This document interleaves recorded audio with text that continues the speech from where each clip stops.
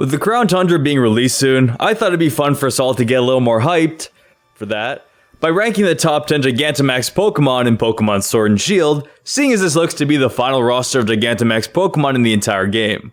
Now, it is possible that there could be a new Gigantamax Pokemon in this new expansion, but if the Crown Tundra follows the Isle of Armor in terms of how many new Gigantamax Pokemon were in there, or new Pokemon in general, then we might already know every new Pokemon there is in the entire expansion, even new Gigantamax forms. They showed absolutely none.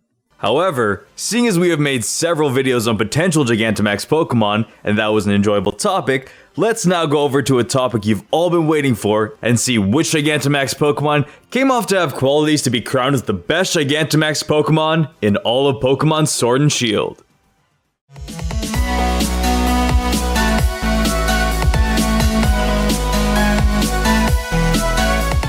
Number 10. Intellion.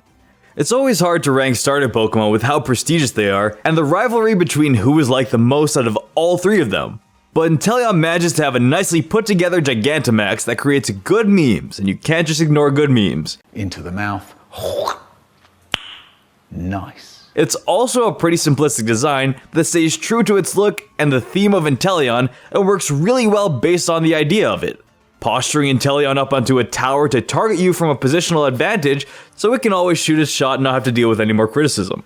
I do think the entire starter trio for Generation 8 are pretty tight in how well their Gigantamax forms were chosen to be made, and how they stay true to each one thematically, and overall, all of them bring something good to the table. But Gigantamax Intellion's design and Hydro Snipe attack really shows off another level of Intellion that feels greatly improved and brings a more memorable aspect to its original form than most Gigantamax forms usually do. Number 9. Alcremie. While I do know this is a bit of a joke form, it still does a great job in being one that isn't trying too hard to be so obviously apparent, and ends up being one that's rather elegant. Snorlax's Gigantamax form also does a great job of this, even though after all the years of new sprites it took to finally have it stand up on its own 2 feet, it ends up on its back again. Although Alcremie might not be the most popular Gigantamax, it does its job really well in creating a completely different change to Alcremie, and how most Gigantamax forms end up. Most of them are just bigger versions with not too much detail added in, or really just another plain extension of the Pokemon. But Alcremie manages to take its origin, create a noticeably overhauled form, and is one of the most drastically changed forms from original Pokemon to Gigantamax that a lot of the other Gigantamax forms happen to lack. Yeah, sure, I know it's another food Pokemon, but were we really gonna leave Slurpuff as the one true fairy dessert Pokemon? No, let's just divorce ourselves from that idea and see this magnificent cake that is Gigantamax Alcremie. Number 8. Butterfree. It was nice to see Butterfree receive a lovable form to show it off to the world in its beauty and serene display. Butterfree has always been a loved Pokemon that when Beedrill was the only one with a Mega Evolution, I'm pretty sure I saw 3 petitions on change.org. It's a nice majestic look and brings a nicely made form to a popular Pokemon that hasn't typically gotten much besides the one time it raised the stock prices of tissues in that one episode of the anime. This form really lets you see the free-spirited nature of this Pokemon and has the elegance and grace to display it memorably. Number 7. Korvanite. There's a large gradient in Gigantamax Pokemon where some can be too simple, some can be too much of a joke, some can have the cry of a possessed baby doll, but Korvanite manages to take a small change and utilize it well. It does get a lot of points from its original design, as the steel bird look turning into a mecha robot bird with the Gigantamax Christmas lights hung throughout its body makes it one of the best. If it was only that typical aura lighting around the Pokemon that Gigantamax forms usually have, it wouldn't be as good and would only be a bigger version of Korvanite with clouds around its head. But those red lights make it look like it's turning itself on to go take on Godzilla. Korvanite looks a lot sleeker with the red highlights on its body and does a nice job of becoming more intimidating and displays the characteristics of original Korvanite really well. Number 6. Blastoise. Another DLC form makes it onto the list with Gigantamax Blastoise upgrading its cannons and giving us a stern look back. Haven't been passively glared at like that in years actually. I think it was just cool to deck out Blastoise's cannon shell into a super upgraded facility of water production. Its Mega Evolution was great with its little cute hand cannons and show-offy main blaster, so wondering what they would do with a Gigantamax design for our shellfish pal was exciting to look forward to. It has a great intimidating look, and seeing it use its G-Max move to load up those cannons and shoot at a cannonade to flood the stadium really adds a lot of what we love seeing with Blastoise. The sort of volcano on its back is a nice change as well, where it isn't too different from Blastoise, but is its own different form and a different way of using what it's known for without being similar to its Mega Evolution. This form might be a little more memorable than Blastoise's Mega Evolution, and it also has a stature that brings a new mood to the already confident, yet loved Final Water starter from Generation 1. Number 5. Lapras. Lapras is a serene creature whose Gigantamax form shows off a lot of the reasons it's so popular. A lot of Gigantamax Pokemon have that possessed look, but Lapras takes that possession and makes it far more majestic and with a little bit of a rare feeling. Similar to when you saw it far away in the distance during Pokemon Snap and had to take pictures of it till you finally got that up close and personal shot.